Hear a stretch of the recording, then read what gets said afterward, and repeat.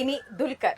ഞാൻ ആദ്യം മലർവാടിക്ക് മുമ്പ് ഒരു പടം പ്രൊഡ്യൂസ് ചെയ്യാൻ വേണ്ടിയിട്ട് ഫസ്റ്റ് പോകുന്നത് ദുൽഖറിന്റെ അടുത്താണ്. അന്ന് ദുൽഖർ സിനിമയിൽ അഭിനയിച്ചിട്ടില്ല. അപ്പൊ ചെന്നൈയിലുണ്ട്, ഞങ്ങൾ തമ്മിൽ സൗഹൃദമുണ്ട്. അപ്പൊ ദുൽഖറിനും ഫിലിം പ്രൊഡക്ഷൻ താല്പര്യമുണ്ട് എന്നൊക്കെ ഏതോ സമയത്ത് എന്നോട് പറഞ്ഞൊരു ഓർമ്മയുണ്ട്. എന്നിട്ട് ഞാൻ ആദ്യത്തെ കഥ പറയാൻ പോകുന്നത് ദുൽഖറിന്റെ അടുത്ത്. അപ്പൊ അതിനു വേണ്ടി കമ്പോസ് ചെയ്തൊരു പാട്ടുണ്ടായിരുന്നു. അതാണ് ഓർമ്മയിൽ. അതെനിക്ക് പാടാൻ പറ്റില്ല. ഏതെങ്കിലും കാലത്ത് ഷാൻ റഹ്മാൻ അത് വേറൊരു രൂപത്തിൽ വേറെ സിനിമയിൽ വരാം. ഇതുവരെ റിലീസ് ചെയ്തിട്ടില്ല പാട്ട്. ഓക്കെ, അപ്പൊ ആ പാട്ടാണ് ഓർമ്മ വരുന്നത്. വരികളോ പറയാൻ പറ്റുമോ? ഒരു വണ്ടി നിന്നുപോയാലും ഒരു വണ്ടി നിന്നുപോയാലും ഓക്കെ. ഇനി നമ്മൾ കൂട്ടുകാരെ കുറിച്ചും നാട്ടുകാരെ കുറിച്ചും എല്ലാം പറഞ്ഞു. നമ്മുടെ വീട്ടിൽ വേറൊരാളും കൂടി ഇല്ലേ, നമ്മുടെ ദിവ്യക്കുട്ടി. ദിവ്യനെ കുറിച്ച് ആലോചിച്ചാൽ എന്തായിരിക്കും? ചുരാലിയ. അതെന്താ? അത് ഞാൻ അവളെ പരിചയപ്പെട്ടപ്പോ അവൾ ആദ്യം എനിക്ക് പാടിത്തരുന്ന പാട്ടതാ. ആണോ? ചുരാലിയ. അപ്പൊ അത് എത്ര തവണ പാടിപ്പിച്ചിട്ടുണ്ടോ മന്ദകാലത്ത്? ഇപ്പൊ പാടിപ്പിക്കാറുണ്ടോ പാട്ട്? ആണല്ലേ? ഇന്നും പഴയ ഓർമ്മകളായി വരക്കുമ്പോൾ വിനീതായിരിക്കില്ല, ദിവ്യക്കായി വരക്കുമ്പോൾ പാടുന്നതായിരിക്കും. ഇല്ലില്ല, ഞാൻ ഇടയ്ക്ക് പാടാൻ പറയും. ആണല്ലേ? ഇനി ഞാൻ കുറച്ച് മറ്റേ ചോദ്യങ്ങളിലേക്ക് കിടക്കാം കേട്ടോ.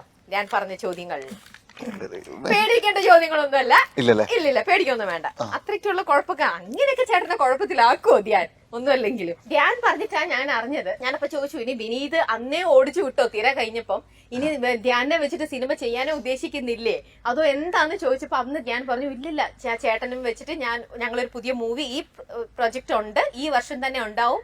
പക്ഷെ ചേട്ടൻ എന്റെ അടുത്തൊരു ഡിമാൻഡ് പറഞ്ഞിരിക്കുക, നീ അതിൽ വണ്ണം കുറച്ച് ഒന്ന് 6 pack ഒക്കെ അടിച്ച് ഒന്ന് 6 pack ഒന്നും ഉദ്ദേശിച്ചില്ല, വണ്ണമൊക്കെ കുറച്ചൊന്ന് ട്രിം ചെയ്ത് വന്നെന്ന് പറഞ്ഞു. ശരിക്കും അത് വാസ്തവമാണോ? ധ്യാൻ പറയുന്ന പല കാര്യങ്ങളും ആയതുകൊണ്ട് അവന് വിശ്വാസമില്ല മൊത്തത്തിൽ ആൾക്കാർക്ക്. അപ്പൊ അത് അങ്ങനെ തന്നെ ഇരിക്കട്ടെ. വിനീത്, അവിടെ നിങ്ങൾ മൊത്തത്തില് ഡിപ്ലോമസിയുടെ രാവിലെ ഒരു ടാബ്ലറ്റ് കഴിച്ചിട്ട് എല്ലാ ദിവസവും ആ വഴി പോയി 500 mg